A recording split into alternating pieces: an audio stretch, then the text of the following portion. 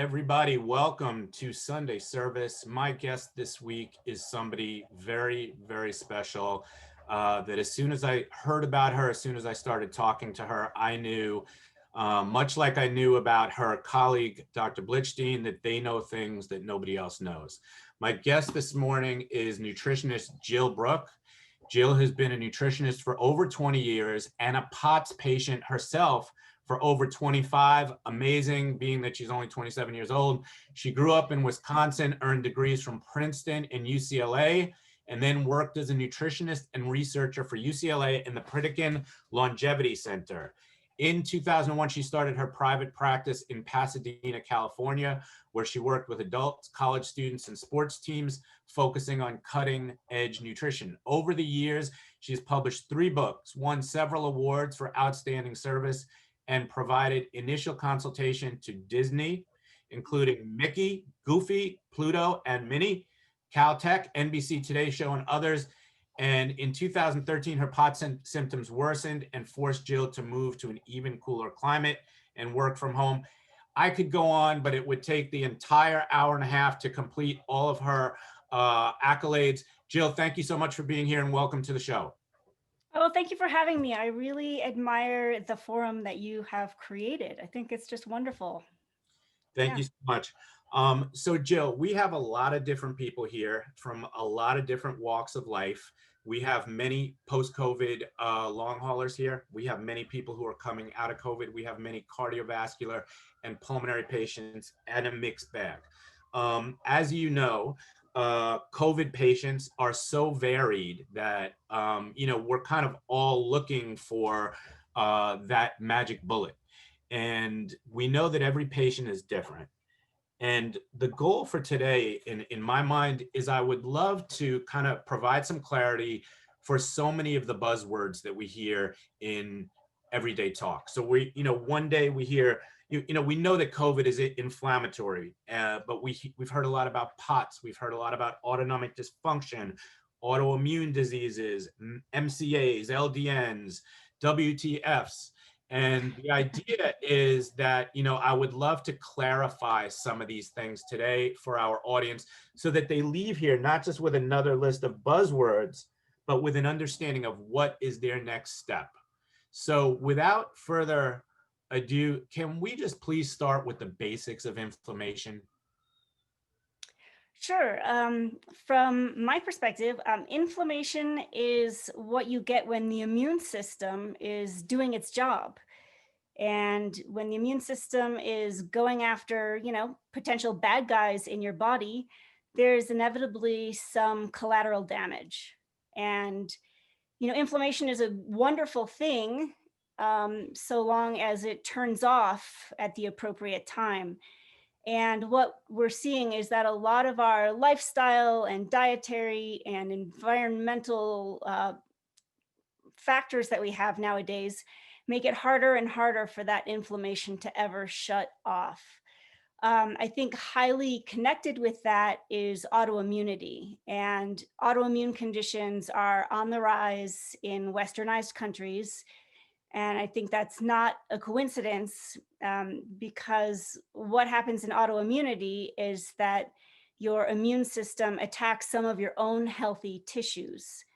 And the reigning hypothesis around that is called molecular mimicry.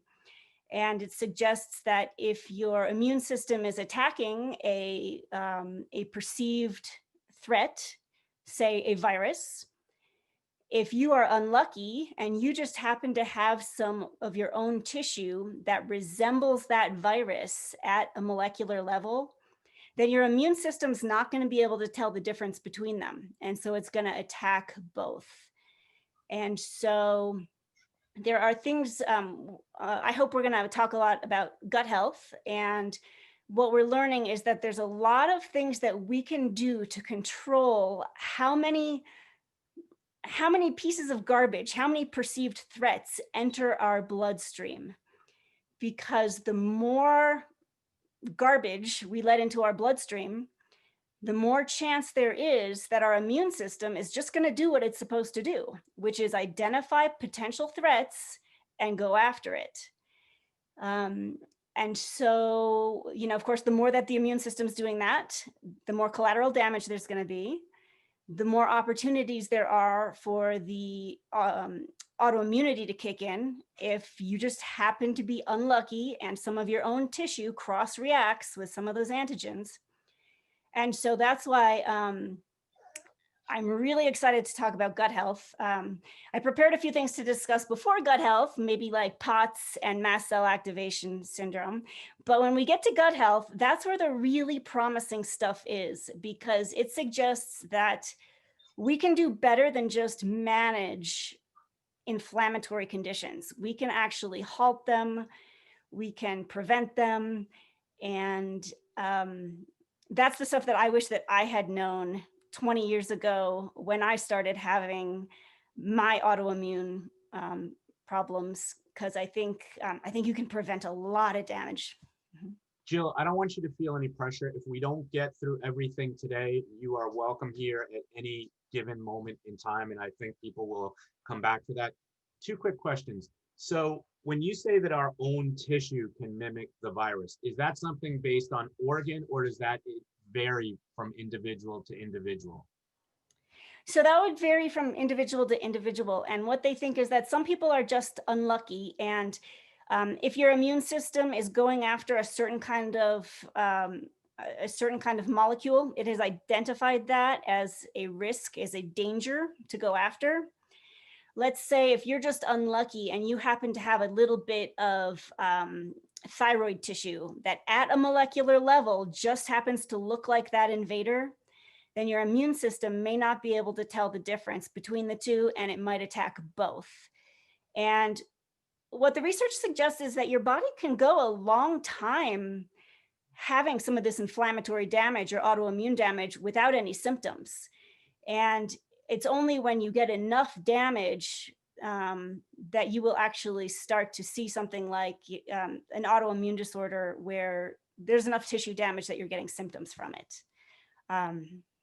Gotcha. Thank you. And this, there may not be an accurate answer to this question, but one of the questions we hear every single day is this going to be permanent? So like when you have an autoimmune problem, are there people who, let's say, have a period of autoimmune, flare, and then it goes away? Or like, particularly as it relates to COVID now, what do you think? And again, there may be no answer, but what's your gut feeling, no pun intended, as to what's going to happen going forward? So I'm no expert on COVID. I have been seeing the headlines that there are some people who believe that it can trigger autoimmunity, or that it can trigger mast cell activation syndrome. That's another way to get inflammation. So I won't pretend to know anything about that.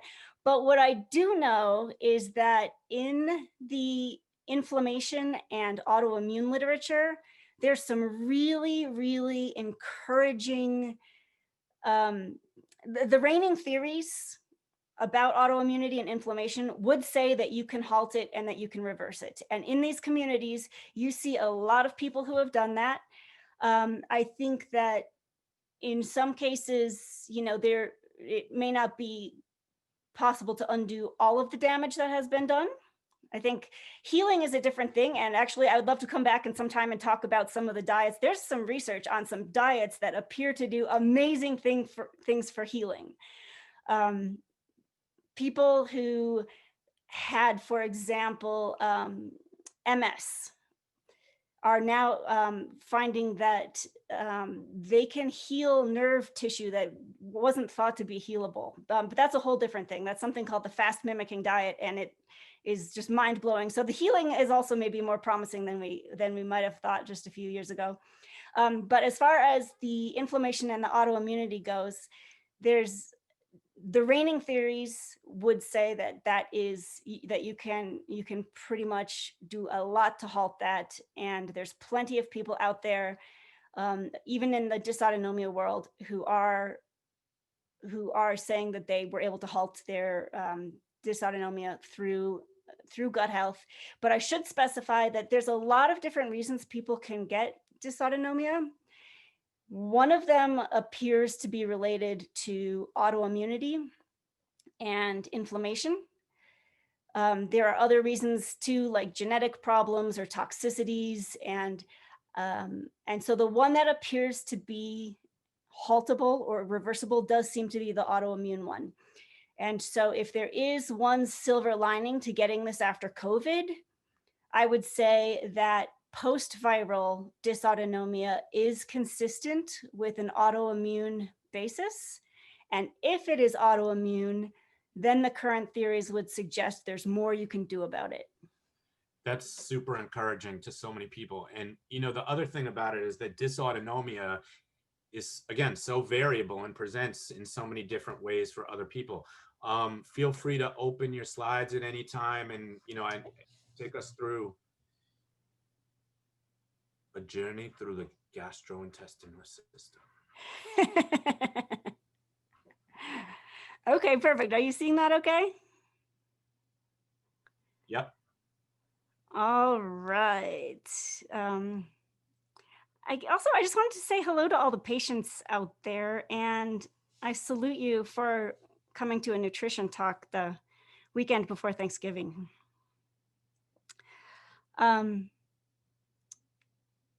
So I think the questions on everybody's minds are, you know, what can I do to live better with dysautonomia and related conditions? Or better yet, is there anything I can do to help reverse it? And we've kind of addressed that. I have to just say, as you know, this isn't meant as advice, just education. Talk to your doctor before making significant dietary changes. I should warn everyone that direct research on this, on people like us, is very lacking. Most of the time, if we're lucky, we have some different populations and we can look at what the nutrition research said about them. Other times it's just a bunch of experts saying what they think should happen. Sometimes we have to make extrapolations from basic research. So most of the time, a lot of the nutrition recommendations are somebody's best guess, and they seem to be harmless. But at the end of the day, you have to try them out for yourself and see what is best for you. I put this picture of me doing acro yoga here as a reminder. I do acro yoga because I pretty much have to do acro yoga. I don't manage gravity that well. So that's just my reminder that I'm a POTS patient and a mast cell activation syndrome patient and an autoimmune autonomic neuropathy patient. So I don't handle gravity that well. So thanks in advance for understanding when I am doing this in a reclined position. You may also see my face have a nice mast cell reaction to the computer screen. Are Feel people free to able send to me sign emails. up for that if they like? I'm sorry. Are people able to sign up for that treatment if they like?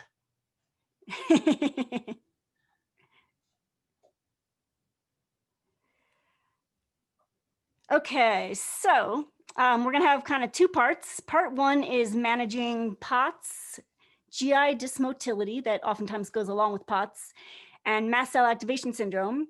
And then part two can be the gut health, the inflammation, and the autoimmunity. And that's what I'm really excited to talk to you about. But let's start with the basics. Dysautonomia, I think you all know what it is, but just to review, it's a general term for when the autonomic nervous system isn't working properly. So this system oversees the automatic stuff, the involuntary functions of the body, like blood pressure, heart rate, digestion, all those good things. And there are many different diagnoses under the umbrella of dysautonomia, but the most common one is POTS, Postural Orthostatic Tachycardia Syndrome. It's a terrible, terrible name because the first three words refer to the heart racing when a patient changes position from reclining to upright. And that's the most measurable symptom of POTS, but I think most patients would say it's also the least bothersome symptom. And I put an asterisk next to the word syndrome because that's the word loaded with all the other symptoms and complexity going on. Right, so there's so many symptoms. It's okay if you can't read all of these. The point is that there's a lot of them, and these are just the symptoms that occur in more than 50% of patients. But the most common ones, besides the tachycardia, are lightheadedness, fatigue, headaches, palpitations, nausea, or vomiting. Some of these symptoms get better by reclining, not all of them. You hear the term orthostatic intolerance as being the hallmark of POTS, and that just means that you don't do well in an upright position. POTS is made more complex by the fact that it has a whole lot of comorbidities. For example, Ehlers-Danlos syndrome and joint hypermobility syndrome. That's a genetic collagen disorder that makes your collagen overly stretchy. Mast cell activation syndrome, which we'll talk about today, and which some researchers think can be triggered by COVID. And then a lot of autoimmune conditions. Dr. Blichstein, my boss, was the first to publish research showing that POTS patients tend to have higher risk for a whole lot of different autoimmune conditions. So that is consistent with 40 to 50% of patients reporting a post-viral onset, because the thinking is that maybe in some cases the immune system gets riled up and then doesn't settle back down. And they're now starting to find some unique autoantibodies for POTS, suggesting that maybe in some patients POTS has an autoimmune component. There's a lot that experts still don't understand about POTS, but leading experts believe that there are three main underlying mechanisms. And the first one is hypovolemia, which just means low blood volume, or literally just not having enough blood in your veins. And that happens in POTS patients because sometimes our kidneys excrete too much salt and too much fluid. Neuropathy means that the autonomic nerves may not be doing their jobs right. So those automatic functions might not work right. So for example, when you stand up, your blood vessels may not vasoconstrict properly to help the blood circulate upwards. So instead you can get the blood pooling. And these two mechanisms can really kind of gang up on you to rob your brain of circulation when you're upright, because you have not enough blood to start with. And then what you do have pools in your lower body. So it's kind of a raw deal. And so then if your brain isn't getting enough circulation, then it may put out adrenaline in an attempt to get more blood to the brain.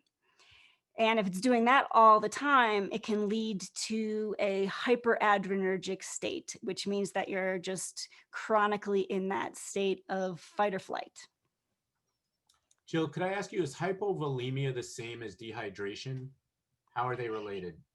Yeah. Most people get hypovolemia because they're dehydrated. They didn't drink enough water. POTS patients are special in that they can drink plenty of water and still be hypovolemic, because their kidneys are the kidneys are supposed to recycle some salt and fluid, and instead the kidneys just throw it out. But the good news is that that's kind of our in to using nutrition to make POTS better. Because we can offset that hypovolemia. And when we do that, it actually helps multiple POTS symptoms. So that's why you always see the number one recommendation for POTS patients is to gradually increase their intake of salt in the water. So salt up to 10 to 12 grams a day, water up to 2 to 3 liters. And your POTS doctor should give you an amount to aim for, because some people, if they have high blood pressure, or there's a type of POTS called hyperadrenergic POTS, where you can get really big adrenaline spikes, and those people, they worry about their blood pressure. So they may tell them to do less salt and water. But there's a couple things to keep in mind about salt. People sometimes confuse salt and sodium, and it's not exactly the same thing. Salt is sodium chloride, so it's 40% sodium by weight and 60% chloride. So that means that 10 grams of salt, or 2 teaspoons, is about 4,000 milligrams of sodium. And if your doctor told you to aim for 5 grams of salt per day, which would be common, that's only 2,000 milligrams of sodium, which is less than the average American eats. So it's not as crazy high as some patients assume. Now, salt gets confused with sodium, even by doctors. And just yesterday, I noticed that one of the top 3 medical institutions' websites had it confused. And they were telling POTS patients to consume up to 10 grams sodium per day. That's 25 grams salt, or 5 teaspoons, and that's way too much. So, so just remember that it's the salt, not the sodium. Now, a lot of people have trouble eating when they have POTS, so it is hard to get that much salt. So you can put it into your drinks or take a pill, but some people do get nausea or stomach upset with the pill. If you're aiming for a specific level of salt or sodium per day, keep in mind that food labels will show you sodium, not salt. So you'll have to do some math to convert it. But I think the easiest and the healthiest way to get your salt is to just measure it out in the morning in a teaspoon or such, and then sprinkle it on real whole food throughout the day. My final advice, no one ever talks about this, but I think it's really important and valuable for POTS patients to find their lowest effective dose of salt. Because like anybody, I suspect more salt than we need might have consequences for our bone density, our blood vessels, our gut bacteria. We'll talk more about that later. So I think more isn't better unless it's helping you to feel better, fight the dizziness or the other symptoms that you have. Jill, where does that fall, like because people talk about salt and some people are hesitant to just add it. What about electrolytes? Is that same, equal, different? Sure. So you could do electrolytes with salt as part of it. They also make salt-free electrolytes for people who are trying to reduce sodium. And one big reason you don't want to do that if you're increasing your water is actually, that's my first thing on this slide, hyponatremia is dangerous. And that's when you drink too much water without enough salt. And every once in a while, I get a client, probably once a month, I get a client who tells me they get more dizzy when they drink water instead of less. And when I ask about their salt intake, they'll say they were skipping the salt part because salt's not healthy. But that's actually dangerous because in hyponatremia, we know that water tends to be drawn to the salt in your body, and your bloodstream is supposed to be the saltiest thing. And so if there's not enough salt in your bloodstream, all that water will go to the next saltiest thing, which is your brain. And so it can get kind of dangerous. So yeah, if you want to do electrolyte drinks, that's great. My suggestion is to just avoid the food colorings and the artificial sweeteners. And when we talk about gut health, it'll be more clear why. But the main thing is if you're going to increase your water, you do want to have salt with it. Do you have a favorite electrolyte drink that you recommend to people, or a couple? My favorites are just anything that don't have the artificial colors, flavorings, or sweeteners. The most natural one that I know of that I use myself is called Utah Sea Minerals. And they just took some minerals out of what used to be an ocean in Utah. And that one's the most natural one, but some other really popular ones are Noon, Drip Drop, Electromix, Banana Bag. I think there's actually a patient who is starting a starting a little company where you can do samples, because lots of people are, they have a hard time. They don't want to spend lots of money finding the electrolyte drink that they like best. So you might keep your eye out for that, where they would send you samples so you could see what you like. And just one more salt question. Is all salt created equal? So like iodized, Himalayan sea salt, kosher salt? Yeah, that's a really good question. So it's not all quite the same. So my recommendation, so nobody talks about this in the POTS world, but I think about these things. And I think you should probably not do purely iodized salt, because that's calibrated for a normal salt intake, not somebody who's going to be taking in, 10, 12 grams a day. The other one that you don't want to do is dead sea salt. That one has some stuff that you don't want to be taking in.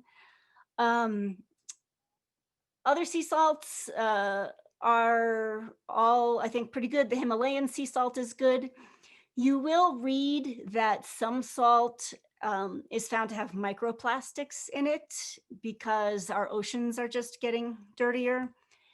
And when they talk about that, the experts will always say, oh, it's a minuscule amount, it's insignificant, don't worry about it. But as a POTS patient who is consuming more than the average, if I'm having twice as much salt as everybody else, I'd rather not take that risk. So that's why I think that either the Utah salt or the Himalayan salt are kind of nice. Or if you find a sea salt that has been tested not to have microplastics in it, there is some new research saying that when we get plastics and BPA in our body, that might contribute to autoimmunity. And I think that's the last thing we need. So that would be my suggestion. Thank you. Other ways to boost your blood volume. There's a sports nutrition trick that athletes use to hydrate fast, and that's just to almost kind of chug the first 2 cups of the day, followed by occasional sips. So you can see if that works for you.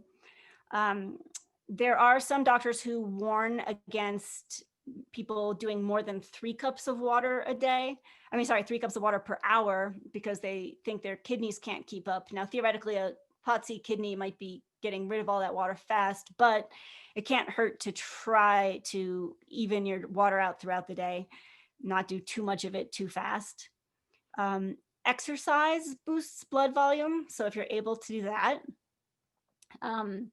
sleeping with the head of your bed elevated a few inches boosts blood volume. It trains your body to hang on to more blood.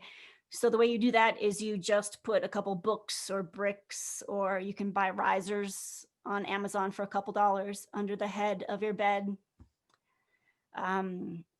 Temperature extremes make you lose blood volume, not just when you get hot and sweaty, but also if you get really chilled. That will draw a bunch of blood and fluid into your core and make more of it get excreted faster.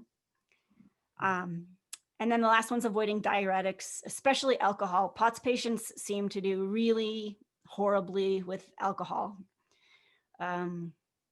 So if this is your first Thanksgiving with POTS, you might want to go slow.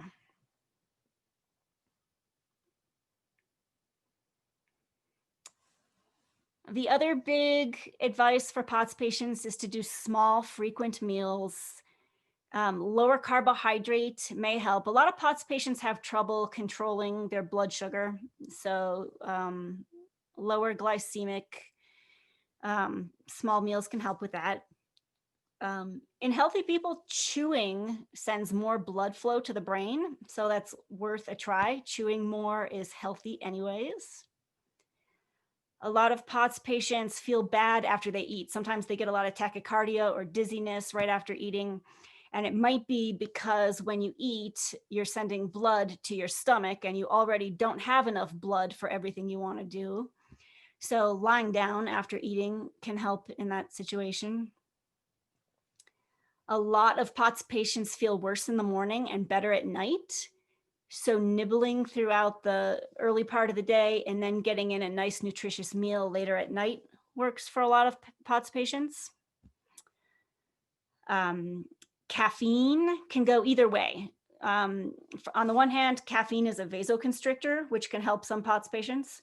But on the other hand, it can make your adrenaline worse. And so for other POTS patients, it just drives them over the edge. So something you got to test for yourself.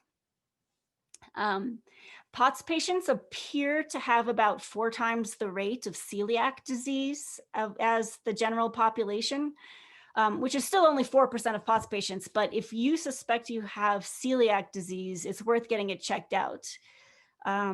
And even if you don't have celiac disease, POTS patients have a higher rate of just gluten intolerance and gluten sensitivity. So testing how you react to gluten, cow's milk, and sugar is good, because those tend to be the 3 that a lot of POTS patients report having issues with. Jill, how do you test for that? So for celiac disease, you go to the doctor and they give you a test. And the important thing to know for that is that you actually have to have been eating gluten. If you've been on a totally gluten-free diet and then you go get the test, it won't be valid. To test for a gluten sensitivity, you just have to go 100% gluten-free for about 4 weeks and see if you feel better. And as we'll see when we talk about the gut stuff, gluten is a really special food, because gluten signals to your intestinal barrier to get a little bit more porous. And so if you've ever heard the term intestinal permeability, gluten increases intestinal permeability.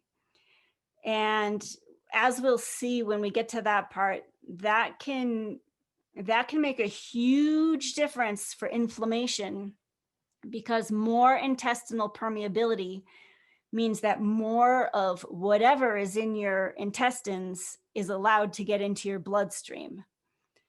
And so it just gives your immune system more stuff to potentially get perturbed about. So that's the reason why gluten can affect so many people in so many different ways with so many different symptoms, is because that is the thing that might be just letting in a whole bunch more stuff into your bloodstream. POTS patients are known for having a couple nutrient deficiencies. Low iron is one, and low vitamin D is another. So if you're getting your blood tested anyways, maybe get those checked out. Dr. Blitzstein, again, she's always ahead of the curve. If you want to stay up on the latest, greatest POTS information, you should follow Dr. Blitzstein on Facebook or on Twitter or something. But she was the one who showed that being low in vitamin B1, thiamine, can mimic POTS symptoms. And she's actually had a couple of POTS patients who were really struggling. Nothing helped. They measured their vitamin B1. It wasn't even that low, but when they supplemented, they got way, way, way better. So that's a good thing to be aware of.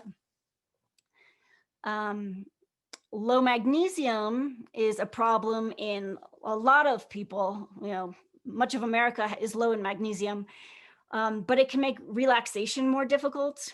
And when you are already in a hyperadrenergic state, relaxing is tough anyways. So you don't want to compound it with a magnesium deficiency.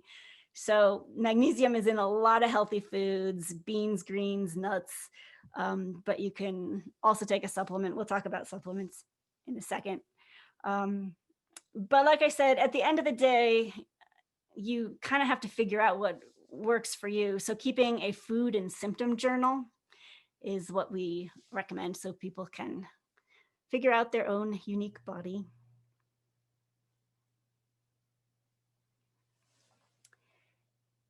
In POTS, the challenge is really just eating enough real food, in my experience, especially with younger patients who maybe have never learned to cook yet.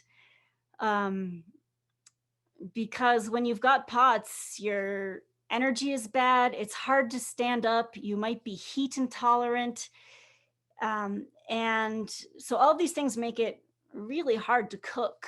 and prepare food. Sometimes the fluorescent lights get people, so even just going to the grocery store can be an ordeal. And then on top of that, your doctor has told you to eat a bunch of small, frequent, salty meals. So I encounter a lot of POTS patients who've just been kind of living on pretzels and Gatorade for a long time. And that doesn't really work out too well, as you can imagine, in the long term. And so I think the challenge in POTS is to just figure out, find a routine, find solutions that make it possible to eat real food when possible. So these are just a couple ideas. If there's any family members watching right now who have a POTS patient in the family, helping the food get into the house and getting to a state where it's edible can be a huge, huge help. Yep, I just like to remind people the pretzel and Gatorade diet does not heal. And again, when we talk about gut health, you'll see how that might be moving you in the wrong direction in the long run. These are common POTS supplements. As I mentioned, there's no research on what is best. So these are just ones that anecdotally patients are using and liking. And I'm not going to say a lot about supplements now. I actually hate recommending supplements because I have real trust issues with them on several levels, but these are what people tend to take and usually like. If you can get your nutrients from food, that's preferable. But if you were just kind of curious and want to take a screenshot, I'll leave that there for a second. Now, the vast majority of POTS patients actually have GI dysmotility. So that means that the food goes through you either too fast or too slow. It's kind of a Goldilocks situation. And it appears that only about a third of patients have appropriate motility in their gut.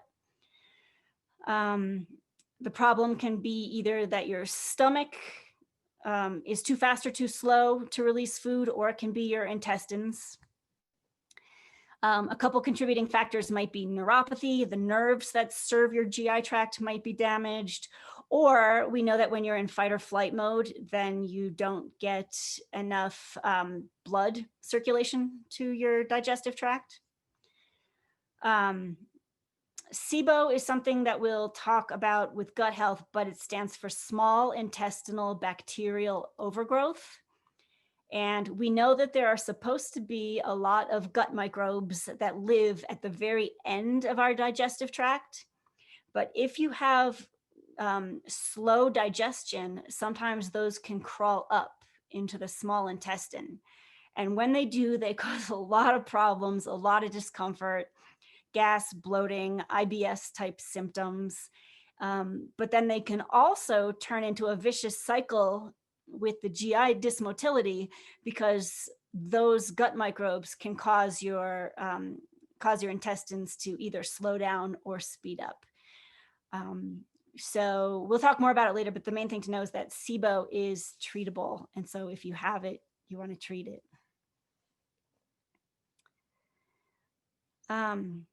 So if your GI motility is too fast and you're scared to leave the house after eating because you aren't sure what'll happen, some things you can try are eating more fat, more fiber. And I put a question mark there because the POTS literature says fiber slows gut motility, but the gut microbiome research says fiber speeds up gut motility. So this happens sometimes. We get conflicting information. So test for yourself. A pectin supplement can help make your food more viscous and can slow it down. You should be eating complex carbohydrates over simple carbohydrates anyways, but that can help. And then avoid drinking for 30 minutes after a meal. If you have the opposite problem and you want to speed up your motility, you can do small frequent meals. You can do more blended or pureed meals. The POTS literature would say to do less fat, but again, we talked about that, test for yourself. And fiber, fat and fiber, you have to test both of them because there's different kinds of fat, different kinds of fiber. They don't all act the same way. Dairy for some people can be very, very constipating. So sometimes getting rid of dairy can really help. Having adequate magnesium helps everything move through you a little bit faster. Chewing really stimulates peristalsis, the movement of your intestines, as does walking or wiggling your torso. So for patients who aren't really able to walk, sometimes if they just sit on an Exerball as they're eating or opening their mail or whatever, and doing a little bit of gentle torso movement can help get some of that movement through. And then the relaxation techniques, the reason that those can help is that in order to have a bowel movement, certain muscles need to be able to relax. And sometimes it's just part of that fight or flight, and not being able to relax can make it hard to let everything do what it's supposed to do. A lot of POTS patients have trouble eating solid foods. So these are just some ideas for drinkable foods if they're needed.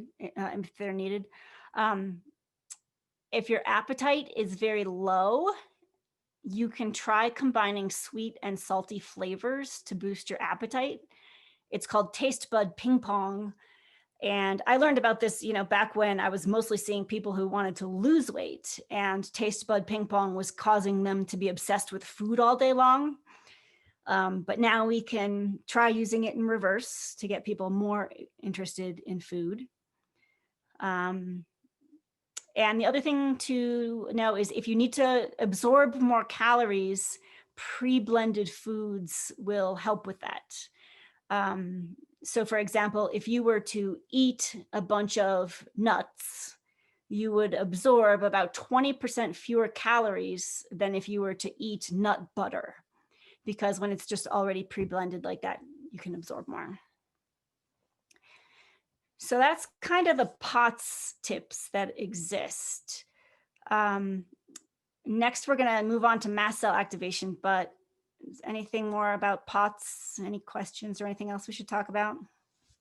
Jill, I did notice in your list of supplements, a lot of them seem to be that they would be taken care of in like a multivitamin or something like that. Would you recommend that for people?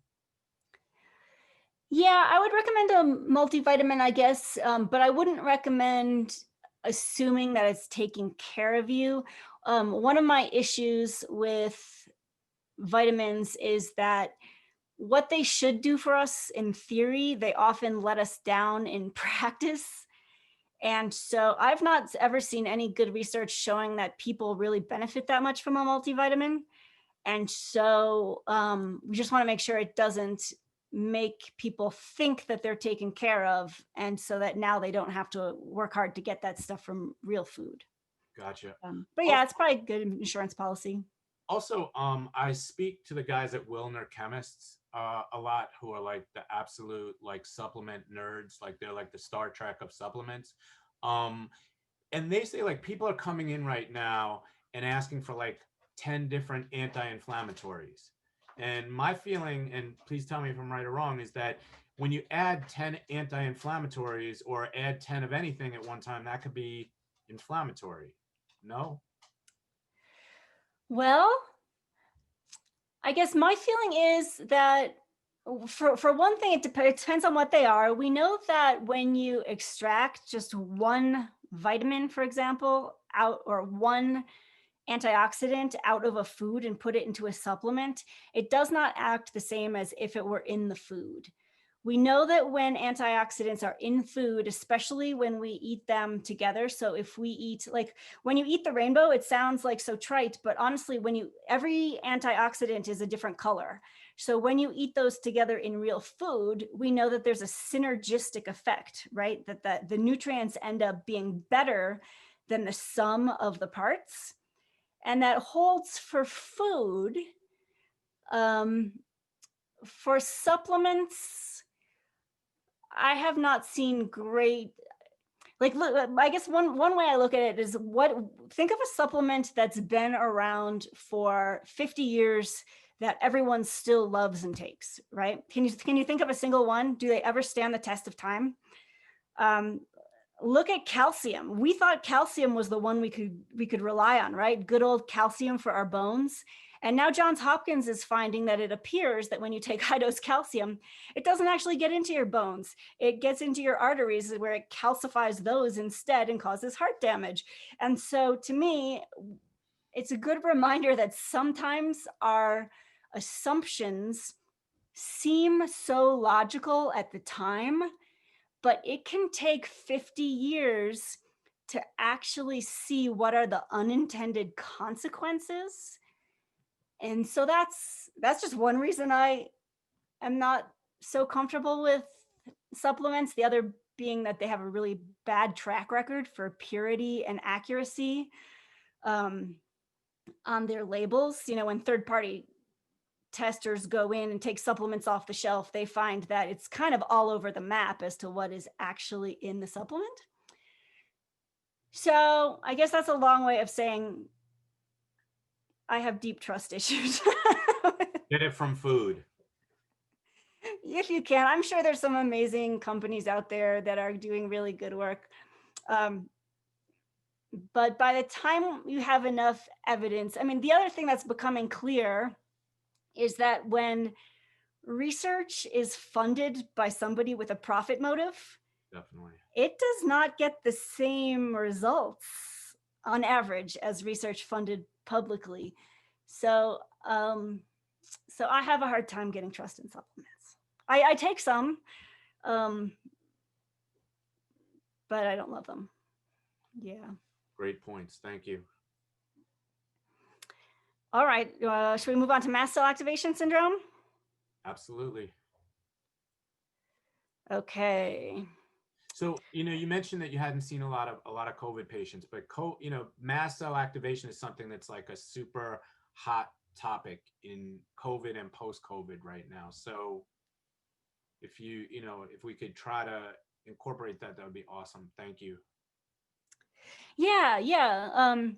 And I should say, I have talked to a lot of post-COVID patients, but I don't claim to know a lot about COVID, just because I feel like it's one of those things where we're probably going to look back in a year and think our understanding now was so primitive. But yeah, mast cell activation syndrome is something that some of the very top mast cell researchers think that they are seeing as post-COVID syndrome. So mast cell activation syndrome is not under the dysautonomia umbrella, but it's often present in dysautonomia patients, and it can exacerbate a lot of dysautonomia symptoms. So what are mast cells? They're part of the immune system. They're found throughout the whole body, but especially at barriers.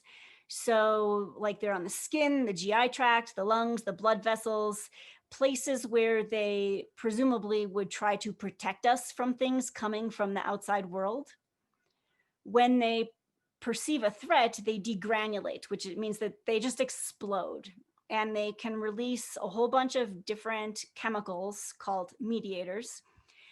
There's over 1,000 different possible ones that they've identified so far. A couple of the famous ones are histamines or cytokines that can come out. And they can kind of trigger a chain reaction. So the histamine from one can make the next one go off. So in mast cell activation syndrome, a person's mast cells tend to be overactive. They either degranulate too easily or in response to things that are not actually dangerous. And so the symptoms can vary hugely depending on where the mast cells degranulated and which of those chemical mediators they released. So this was part of an article put out by Larry Afrin, Lenny Weinstock, and Gerhard Moldering. So those are three of the very top mast cell researchers.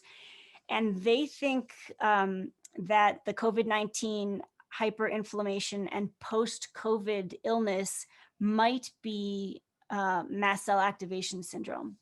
The thinking being that possibly when mast cells see the SARS-CoV-2 virus, they get, whipped up into a frenzy and stay in a higher rate of activation. So this is a list of symptoms of mast cell activation, with the symptoms in bold being symptoms that are also being seen in COVID-19 or post-COVID syndrome. The main takeaway is that mast cell activation syndrome can cause almost any symptom you can think of, because they're everywhere, and depending on which kind of tissue they release their mediators into, that's where they can have their effect. So you'll see a lot of overlap with dysautonomia, and one theory is that MCAS can contribute to neuropathy because there are a lot of mast cells near nerves. So if they're constantly releasing their inflammatory mediators, it could cause some nerve damage. Mast cell activation can take a long time to get diagnosed because it can imitate a lot of other diseases. A lot of doctors don't know about it.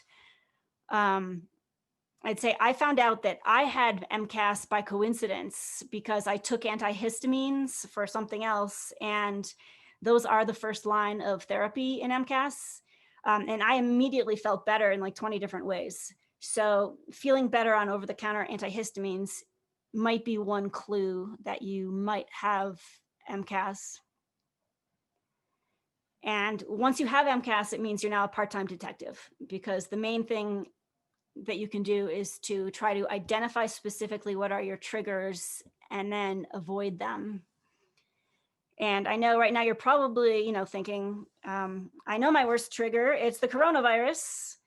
I've spoken to a few patients who have lab confirmation that they still have coronavirus particles in their intestines, even months after having the virus.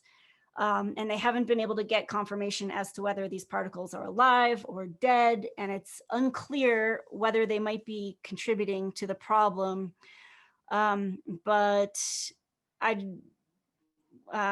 have no idea if this will help, but it seems harmless to try.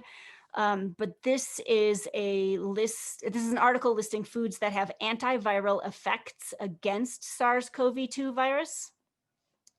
And so it lists garlic, ginger, shiitake mushrooms, maitake mushrooms, reishi mushroom extract, chlorella extract, and chaga mushroom. So, if you tolerate and like these foods, one thing you could do is try eating more of them in just culinary normal doses. Like I said, I don't know if this would make a difference if you have COVID fragments that are still making your immune system angry in your GI tract, but I thought I would mention it. Other mast cell triggers, if you have full-blown MCAS now, then in theory, lots of things could trigger it. So these are a bunch of the potential triggers, and you'll see that it can be a lot of different things. The emotional or physical stress is really a big one, and that tends to get most MCAS patients that I know. So getting really proactive about managing that, maybe, making the lifestyle changes that you have to, can be really valuable. As you're trying to identify your triggers, it's good to keep in mind that mast cells are usually more active late in the day. So there may be foods that you can eat at 10 a.m., but you can't eat them at 10 p.m. It's kind of unfair that, a lot of mast cell reactions happen at night. You're in your PJs and you're ready to go to bed, and it's not the time you want to deal with a mast cell reaction. Okay, the big thing that you can do to try to control mast cell reaction with diet is to find out if avoiding dietary histamines helps you. So histamine levels rise as foods get more ripe or more aged. And so the more fresh, the lower the histamines. The less fresh, the higher the histamines. So just keep that in mind. So the highest histamine foods include these things listed here. And so the trick is to pay attention to your symptoms, see what they've been like, maybe write it down, then go 4 weeks without any of the highest histamine foods and see if you feel better. So during that 4 weeks, you're really aiming to have fresh food. So fresh vegetables, fresh herbs, fresh fruits, fresh meats. Frozen food can also work and make it more convenient since freezing slows histamine production. So if you want to cook for the following few days, just freeze anything you won't eat immediately and thaw it just in time. Now, everybody's histamine tolerance is different. Some people see no effect on this. Some people find that they're fine just so long as they just avoid the major histamine bombs, like the smoked fish. Other people have to work really hard and, avoid every little histamine they can find. So everyone's different. You can figure out what your tolerance is. But a really key thing is that non-edible histamine triggers may affect your tolerance for the edible histamines. So for example, when you're stressed, you might have to eat lower histamine than when you're relaxed.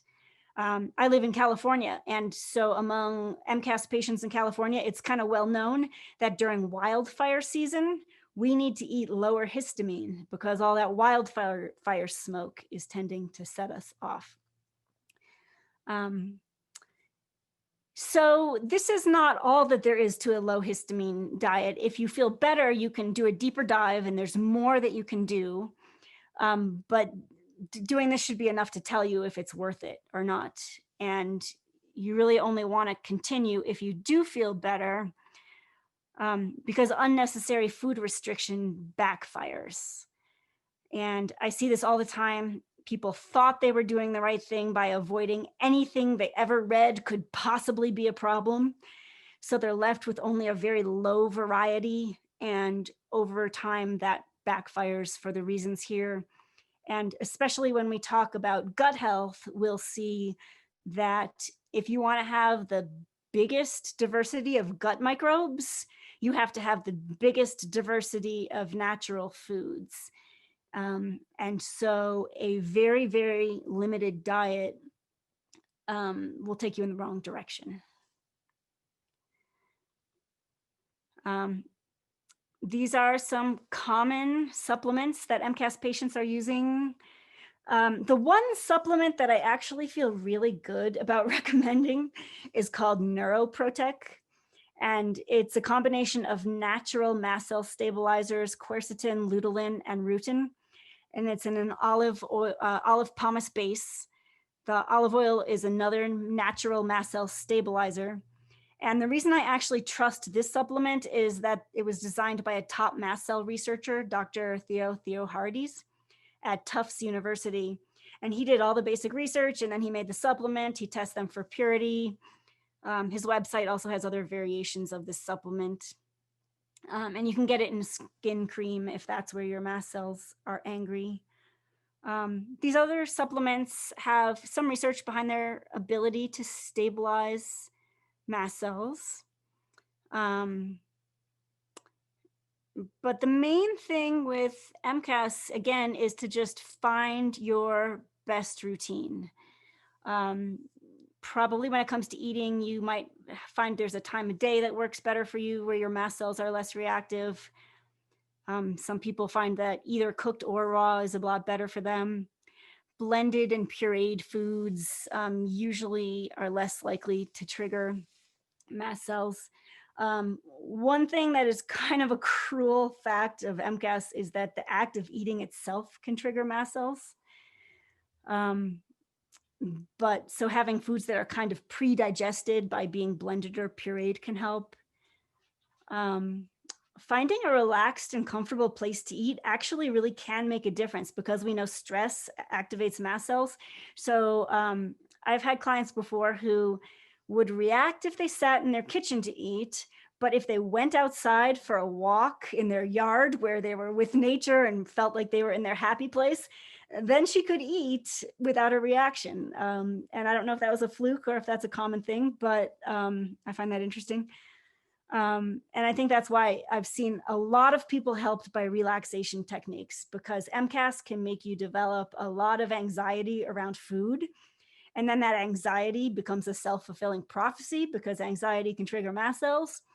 So relaxation techniques have helped a lot.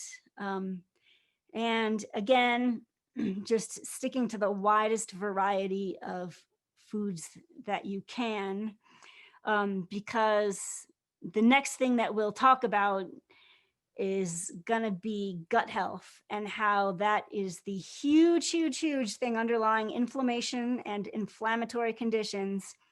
And you cannot have good gut health when you only are, eating a few different foods. Jill, would this be a good time to go to questions? Yeah.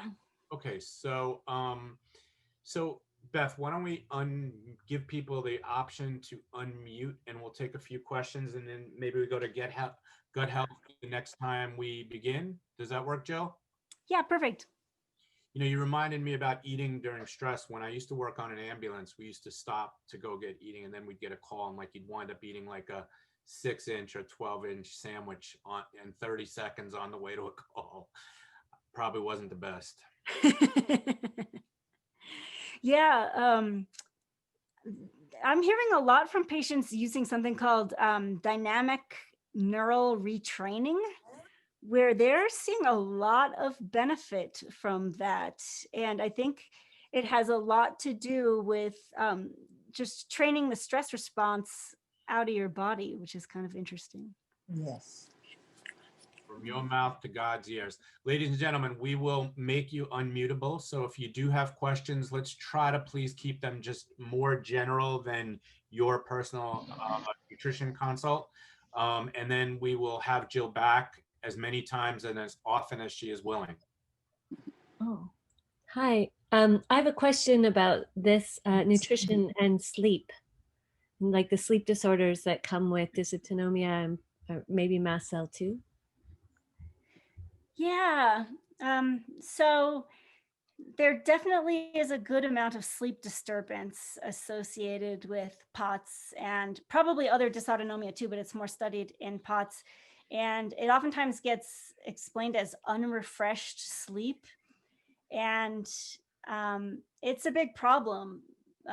Even, there's more information about it proving it's real than having good solutions for it. So I'll tell you, the nutrition research says that there's a couple things that can help. And they're kind of weird, random little things. One is eating 2 kiwis a couple of hours before bed. And that was proven to make people fall asleep faster, have more efficient sleep. And I think they ended up getting about, I want to say, an hour more sleep just from 2 kiwis. And what they think is that the antioxidants might have helped. They think that insomnia, maybe there's some oxidative issues there, and that antioxidants can help. The other one was just a few ounces of tart cherry juice. And they found that that was able to help people sleep better and longer. And they think it might be because there's some natural melatonin in there, along with the antioxidants. But I have my own personal opinion about sleep that I cannot prove. I can just only say it was life-changing for me. I think the sleep problem in POTS has a lot to do with that hyperadrenergic state. And it's very hard to settle down and turn off the mind and relax. So the first thing that helped me was funny podcasts. I have them on all night long. And my rule of thumb is if I wake up in the night, which I do a lot, because if you have high adrenaline, you don't sleep that deeply, that it's don't think, just listen to the funny podcast, right? Because if you start thinking, it's all over. But I have to say the absolute life-changing thing, and I'm so lucky that I have this, but if anyone else out there has access to this, my dear sweet husband at night before bed, he will watch television and he will just give me just an amateur massage, nothing fancy, just squish the feet, squish the shoulders, squish the head, the hands. And that is an absolute miracle for me. And that is the only reason I sleep every night. And so if anyone has a nice family member willing to do something like that, I swear that is an absolutely enormous thing. And I'm sorry I don't have more solutions than that for the sleep. Thank you. Jill, can you speak about a bit about both the POTS and the mast cell, actually more mast cell, potentially causing the burning pins and needles that a lot of the post-COVID patients I know, myself included, have, and how either of those conditions really relate to it? Mine came on really late in the game at 6.5, and it's excruciating. Oh, I'm sorry. Okay, so I'm not a doctor, but my understanding of all this is that that would have a lot to do with small fiber neuropathy. So the small fiber nerves include both the autonomic nerves and the sensory nerves. So it's pretty common in POTS that people will have neuropathic pain because likely both kinds of nerves are being affected. So the first thing we know is really watch your blood sugar, because if your blood sugar is chronically high, that will cause more neuropathy. So the first thing is don't make it worse. There is one study that showed that when people went on an all-plant vegan diet, that their neuropathic pain went away. I suspect that it didn't really have that much to do with being vegan. I think it just more had to do with eating really, really clean and helping your circulation, because the whole reason that high blood sugar can cause neuropathy is that when your blood sugar gets high, your circulation gets bad. When it comes to the mast cell activation syndrome, there's a lot of mast cells that are located very close to nerves. And so the thinking is that maybe those can cause some damage to nerves when those degranulate. As far as solutions for neuropathy, a lot of patients take alpha lipoic acid. And that may be of benefit. I do a lot of work with the LDN Research Trust. And I don't know if you've heard about LDN. It's for low dose. I just started. Oh, okay. Yeah. So low dose naltrexone, in my mind, again, I'm not a doctor, but my personal opinion is that anybody who has POTS ought to look at low dose naltrexone, because it has three things to offer a POTS patient. The first is the pain relief.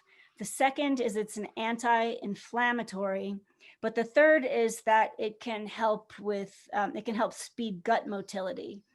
And so it almost kind of seems like it was made for POTS patients. And I know, so one of the top mast cell doctors in the whole world, Leonard Weinstock at the University of Washington, uses a lot of LDN for mast cell patients. And he finds... Sorry, Jill, you just got muted accidentally. Sorry. Oops, sorry. The other thing I was going to say is mast cell patients appear to be more likely to get SIBO, small intestinal bacterial overgrowth.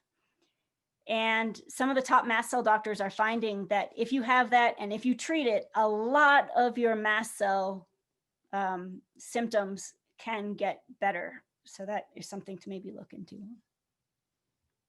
Jill, I want to thank you so much for being here today. We got through so much information, and I know there's so much more. It's something that we could probably talk about for days.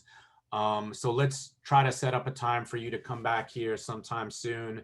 And do you want to, we'll make your website available. It's nutritionwithjill.com, right? So if you would like to reach out to Jill for consultations or anything like that, nutritionwithjill.com. And I hope everybody has a great Sunday and have a great week. Feel good, everybody. Yeah. Bye-bye. Thank you so much, Jill. Thank you. You know, the next information is the stuff I'm really excited about.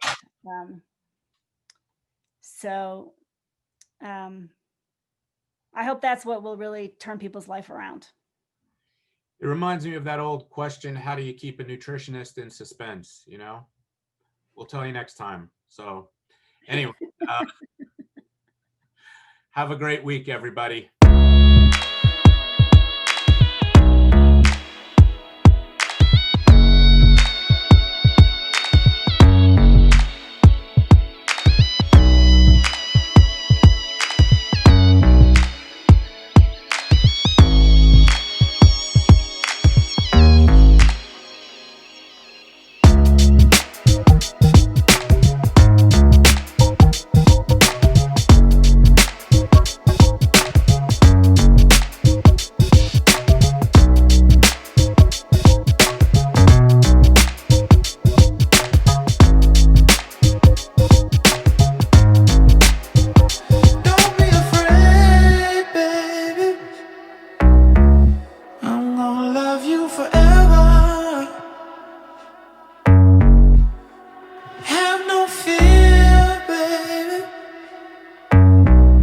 I